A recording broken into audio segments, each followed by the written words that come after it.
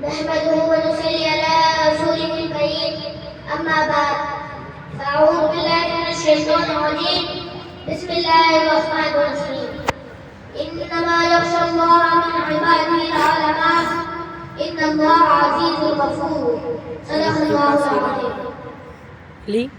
جس دور میں نازا تھی دنیا اب ہم وہ زمانہ بھول گئے جس دور میں نازا تھی دنیا اب ہم وہ زمانہ بھول گئے اوروں کو جگانا یاد رہا خود ہوش بنانا بھول گئے منہ دیکھ لیا آئینے میں پردہ نہ دیکھا سینے میں جی ایسے لگایا جینے کو مرنے کو سرنا بھول گئے اذان تو اب بھی ہوتی ہے مسجد کی فضا میں اے لوگوں جس زد سے دل ہل جاتے تھے وہ زد لگانا بھول گئے محترم حضرات اور مہمانان اکرام آج میں انہیں اعلیٰ باصفا شہیدان عشق وفا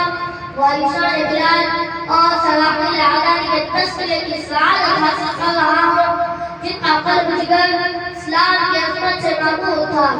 جن کے چہرے پر عظمت استقلال کی نیند جنم فکر تھی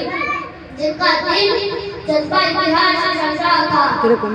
نے اپنی پوری زندگی اسلام کی سربلندی اور اعلیٰ رحمت اللہ کے لیے وقف کر دی تھی حضرات اس شخصیت عالم کا پتہ اور گھوٹا اس بات پر شاہد ہے کہ یہ طبقہ ان بارشان قلب جگر کا قافلہ ہے جنہوں نے ہزار باطل کا مقابلہ کیا جب بھی باطل آپ کو چیلنج کیا انہوں نے اس چیلنج کو قبول کیا اور صدقہ میدان میں آ نکلے اور جب تک کوئی پیغام کے ساتھ باطل کا مقابلہ کیا یہ وہ حضرات ہیں جنہوں نے اپنی جان تو دے دی لیکن باطل کو کبھی پیٹ نہ دکھائی حضرات جب ہندوستان کی مقدس سرزمین پر انگریزوں کا ناپاک سایہ پڑا اور وہ اپنی شادی رونوں عیالوں کے چاروں سے یہاں کے مالک بن بیٹھے جب بادشاہ دبانے ہند پر خواب کے ظلم ستم کے پہاڑ توڑے جانے لگے تو ہندوستانیوں کو غلام بنایا جانے لگا تو ہندوستانیوں کا خون ان کے پسینوں سے بھی الگا ہونے لگا تو ایسے نازک وقت میں سب سے پہلے جس شخص نے عالم کا بابت بلند کیا وہ محدث کبیر شاہ عبد العزیز ابن ولی اللہ محدث رحمۃ اللہ علیہ یہی وہ مجاہد ہے جنہوں نے وقت پر سب سے پہلے مسلمانوں کے نظم العین کا اعلان فرما دیا تھا شاہ عبد العزیز کو فتویٰ دیا تھا ایک وقت بیاباں تھا جو دشمن کی نقل قلندہ پر گر پڑی انگریزوں کی نیندیں حرام ہو گئی جگہ جگہ آزادی کے شعلے بھڑکنے لگے پرچم لہرانے لگے سینوں میں ولولے مچلنے لگے اور حوصلے نے اپنائی لینی شروع کر دی مسند دس پر بیٹھ کر قرآن و حدیث کے درس دینے والے علماء اکرام اور خانقاہوں میں بیٹھ کر اپنے خونی جگر سے شمع اسلام کو روشن کرنے والے مشائخ اعظام اپنے مدرسوں خانقاہوں کو چھوڑ کر میدان میں آ گئے اور فقیوں کے خلاف ایک محاذ بنا کر توکل علی اللہ منزل کی جانب بے سر زبانی کے عالم میں نکل پڑے اور میں اکیلا ہی چلا تھا جانب منزل کی سہر و آتے کے اور صاحبہ بتا گیا حضرات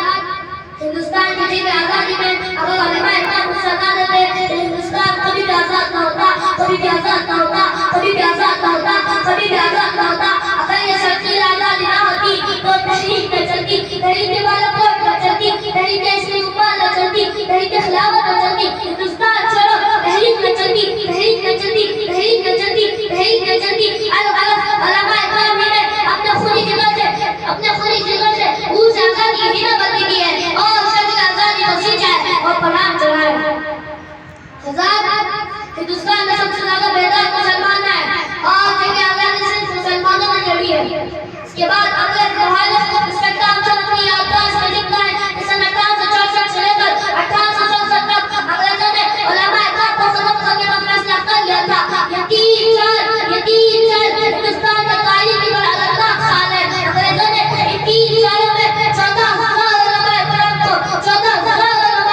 تختے پر لٹکا دیا کاغذ کہتا ہے کہ دلی کی چاندنی چوک سے لے کر خیبر تک کوئی ایسا درخت نہ تھا جس پر علماء کی قدر نہ لگی ہوئی ہو کاغذ کہتا ہے کہ علماء کے جسم کو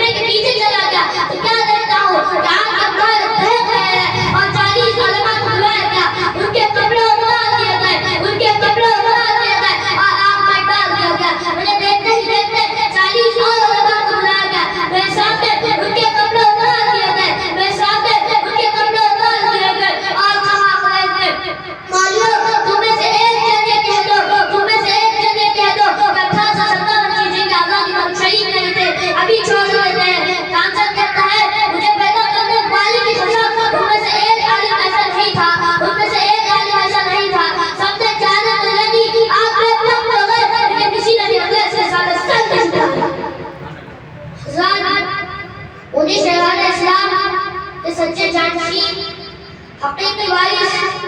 شیخ الہند اور شیخ الاسلام اور مولانا عمر اللہ سیدی رحمۃ اللہ علیہ جو 1857 تک آزادی کے سردین اور کمانڈر یہی حضرات تھے جو ایک طرف آزادی کے جوش و خروش اور جذبہ بلبلہ سے لوگوں کے قلوب کو معمول کر رہا تھا تو دوسری طرف قال اللہ وقال رسول کا جامع خوشگوار جس نگاہ علوم نبوت کو اپنے دست مبارک سے بھر کر پڑھا رہا تھا. حضرات قصہ مختصر سے یہ ہے کہ جنگ آزادی میں علماء اکرام حصہ نہ لیتے کہ ہندوستان کبھی بھی آزاد نہ ہوتا, کبھی بھی آزاد نہ ہوتا, کبھی بھی آزاد نہ ہوتا, کبھی بھی آزاد نہ ہوتا. واقعہ دعوان الحمدللہ.